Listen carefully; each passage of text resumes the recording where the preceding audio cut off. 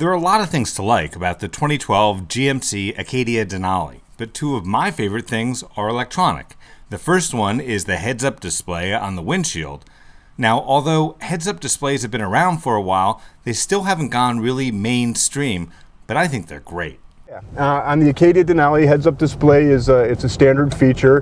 The purpose of heads-up display is really so you can see your speed or other engine characteristics like a tachometer and not have to take your eyes off the road while you're driving. The all-wheel drive GMC Acadia Denali has another feature that I thought was a really good idea. Now, we've all seen cars that have the audio controls, of course, on the audio system and on the steering wheel. This Acadia Denali also has them in the back, in the tailgate. So if you're having a tailgate party or you're camping out, you can crank up the music or turn it down or change the station from back there. I've never seen that before. It's a great idea. The all-wheel drive Acadia Denali has a 3.6-liter V6 engine that generates 288 horsepower. The Acadia Denali gets you and all three rows of passengers from 0 to 60 in about 7.1 seconds, according to AOL Autos. The 2012 Acadia gets 16 miles per gallon in the city and 23 miles per gallon on the highway. Luckily, the Acadia comes with a 22-gallon gas tank. The Acadia name, it's named after, like the other GMC models, after some of the national parks and mountains that we have in the United States, like Sierra, like Yukon, like Denali National Park. So it takes on that same type of name that kind of shows the ruggedness by way of its name that people recognize. The Acadia Denali has a double sunroof, which really adds to the open feeling in the second row. The one in the second row, however, is more of a skylight since it doesn't open.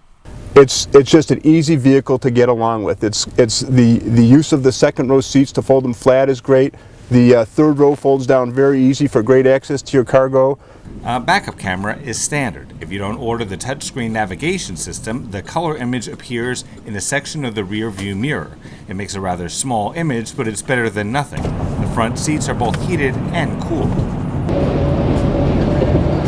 Speaking of heating and cooling, the Acadia Denali has a standard factory-installed remote starting system. You can use the key fob or your smartphone to remotely start your vehicle. The car will also wait for you on a hill after you take your foot off the brake, but before you press on the gas. The 2012 Acadia Denali all-wheel drive starts at a little under $46,000. Options on our test car included touchscreen navigation with rear-view camera display, a rear seat entertainment system, and a rear power outlet. The white diamond tricoat, which I found unusually appealing, was nearly $800. I actually wanted to paint the entire inside of my house that color during the week that I had the car. I got as far as one of the bathrooms. Something I really like is that the armrest requires you to push this button to slide it forward, so it doesn't knock things over by mistake.